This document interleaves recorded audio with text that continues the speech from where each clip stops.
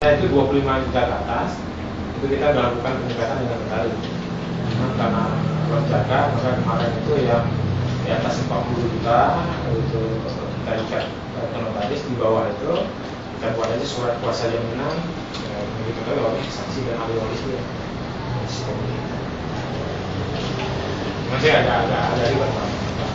Kalau kita bicara kita minta lunak, karena kita juga minta ketika ada mengagunkan ahli waris ini siapa, kan kita jadi saksi.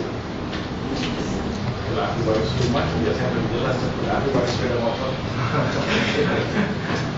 Tapi kalau peminjam yang sedikit-sedikit mungkin BPKB ya. Kalau yang sertifikat ini rata-rata berapa nih Pak pinjaman? Itu mereka rata-rata sudah cukup. Sejauh ini yang meminjam di atas 20 juta ini mengembalikannya dengan lancar atau gimana? Kita sebenarnya yang bermasalah itu hanya untuk giliran pertama aja.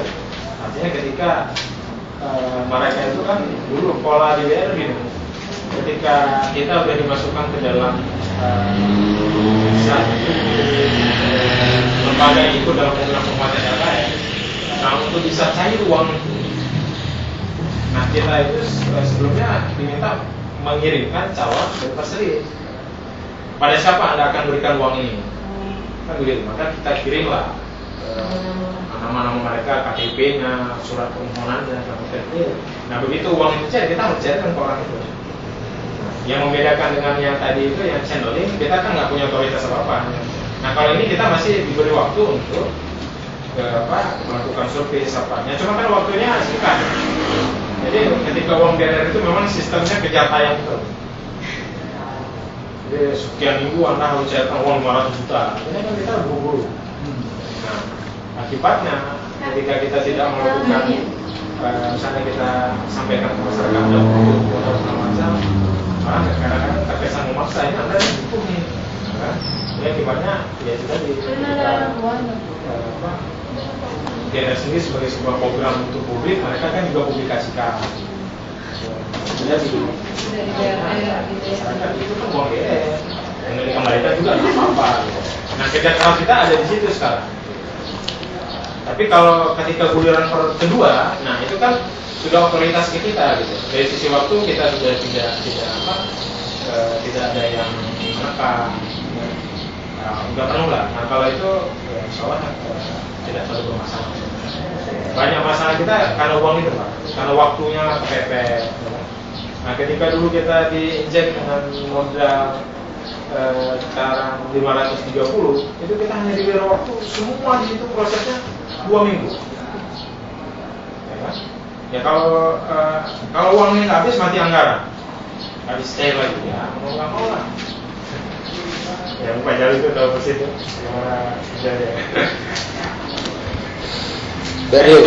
Berio. Bermasalah kita pertama di situ. Tapi ketika sudah direvolving, mereka kembalikan, kan kita harus gulirkan lagi. Nah, itu sama. Karena kan otoritas di kita udah penuh kita, kita hanya berlaporan ke bulan BPN. Kalau ini tidak menerapkan sistem bunga ya? Kita pakai margin. Gimana cara makanya nanti kita konsep kita akad perjanjian kita kan kita selama ini ada 3 produk. Ada 3 produk. Pertama murabahah, itu kan sistem margin. Ya, kalau ini mungkin nggak jauh beda dengan sistem kredit konvensional. Kalau itu margin. Tapi kalau yang besar dengan mudharabah itu kan beda. Artinya kan ada orang yang memang sama sekali tidak punya modal. Itu kan banyak yang dulu nelayan-nelayan itu. Itu mereka dulu berjualan ikan, bahasa di sini mungkin berjualan ikan di, nah, yang kita injek modal itu rata-rata 5-3 juta untuk jualan. Artinya kan secara itu dia nggak punya modal apa-apa, nggak punya modal apa-apa. Dan kita survei, itu kan dia modalnya 100% dari kita. Ya.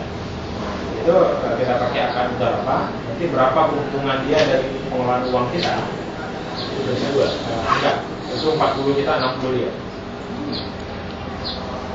40 kemudian ada juga kan masyarakat itu kan kongsi, dia sudah punya modal, itu ada punya sama-sama punya modal, nanti cuma kita hitung kan persentase masing-masing modal. Kita sepakati disebabkan biasanya perbandingan bagi hasil berapa. Nanti kalau itu kan kita lihat tingkat persentase modal kita. Mungkin seperti tadi. Contohnya tadi ada dia itu butuh dia ada masuk ikan dari Lusmame 10 paper. Maksudnya sama Jadi sama dia bukan. Harga 10 paper itu 15 juta. Dia cuma punya uang 5 juta. Jadi kita bantu 10 juta. Jadi kan ada persentase kita kan 3 begini. Nah, karena dia posisinya hanya menampung uang itu, kemudian dia akan ecer ke orang lain, maka untungnya itu nggak banyak. Kita udah biasa ya, kita 500 gitu. Keluarin biaya operasional dia, itu ya ada untung bersih 1 juta. Maka tadi kita buat sepakatan, nah dari 1 juta ini keuntungan akibat modalnya Diki ada sekitar 666 ribu sekian. Nah, kita sepakati berapa kita bagi. Dia sepakat dengan kita oke 50-50. Maka kita estimasinya dapat segini. Begitu juga dengan kebetulan kalau dia ini cepat karena dia seminggu dia akan lunasi. Karena dia hanya tampung barang, ecer ke pada untuk ecer di bank misalnya di sini. Mungkin lain. Mungkin itu nanti setelah 3 hari mereka bayar. Itu namanya udah terjadi seperti ini. Ya banyak. Begitu juga misalnya orang jualan kios tambah modal ke kita, kan dia minta tambah modal, kan kita tidak bisa menafikan modalnya yang ada mungkin sekarang 3 juta, 4 juta.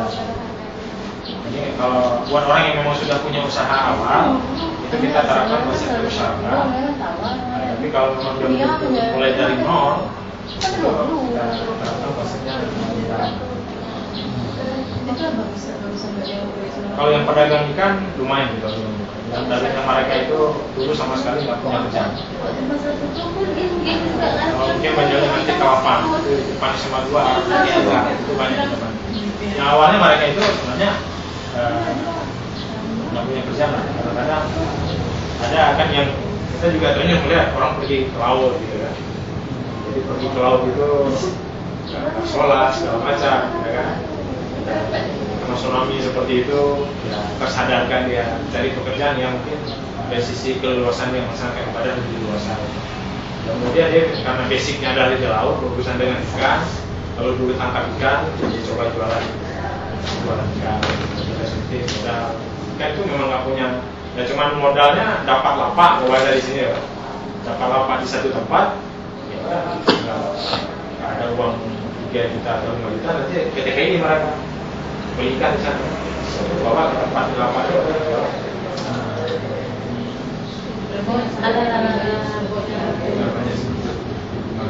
Kan lumayan banyak. Juga kemarin kita karena ada usaha seperti itu, kita juga dapat kerjasama dengan Dinas Kelautan. Ya, kan ada di Dinas Kelautan juga ada program pemberdayaan ekonomi masyarakat pesisir. BNP. Karena mereka lihat kita ada bagi di sektor itu, mereka juga kerjasama. ADP itu biasa perikanan ADP, pertanian perikanan masuk ADP. Bisa jadi, memang kita kan langsung hubungannya dengan perikanan. Implementasinya bisa jadi dari ADP. Kayaknya memang dari ADP. Ini yang program tambak itu tambah ADP. Menurut Bapak yang mengajukan dan sepeda motornya ada berapa kira-kira? Karena 100-an. Posisi kemarin 128. Sepeda motor ya? Ya. BPKB emang nggak bawa dia. Yang bawa periksa polisi STNK. Kalau nanti ada rahasia gimana? Nggak BPKB. Ya, STNK. STNK. Sebenarnya kalau BPKB itu lebih pada semacam shock terapi kita ke dia aja ya. Kalau macam-macam sepeda motor kami tarik gitu. Dan faktanya kita belum pernah mengeksekusi satupun alunan gitu. Belum. Kalau misalnya ada yang macet gitu, caranya seperti apa? Nah, makanya kalau ada yang macet seperti dana BNR kemarin kan, itu kan nanti kita ada satu tim remedial. Nah, kita akan beri ke dia itu, ya kita lihat kalau memang kami hanya melihat dua, potensi usaha dengan niat dia. Punya keinginan nggak dia mau bayar? Nah, kalau memang punya keinginan, Anda punya kemampuan berapa? Kalau dulu 1 bulan itu punya dia harus setor hampir 500.000. Kalau dulu kan 5 juta rata-rata uang pinjaman dia. Berarti per bulan dia itu kan harus bayar 416.000 sekian plus bagi hasil. Nah, sekarang buat orang-orang yang macet, kita ambil kebijakan hanya membayar pokok. Nah, yang dia berhutang kan pokok gitu. Nah, kita lihat kemampuan bayarnya berdasarkan potensi usahanya, punya kemampuan 400.000 itu punya kemampuan nggak? Nggak sanggup misalnya. Oke, kita beri, kita restruktur kan, itu dia. Oke, kemampuan Anda 100.000, oke, kita ambil 100.000. Jadi akhirnya, tetap ditagih. Kami 50.000 pun tetap kami, 10.000 kami tagih. Itu yang jemput atau iya, mereka yang datang? Kami jemput. Sebagian juga setelah kita beri mereka juga bayar. Nah, ada juga nasabah yang sudah macet. Nah, mungkin karena memang namanya juga usaha ya. Kadang terjadi hal-hal di luar kendali dia. Dia ditipu oleh orang sebagainya. Nah, kalau kami lihat potensi usahanya masih memungkinkan, dia punya keahlian di sektor itu. Kemudian dari sisi karakternya kita yakin, kami injek lagi. Kita ada kasus Sulaiman. Dia ada hutang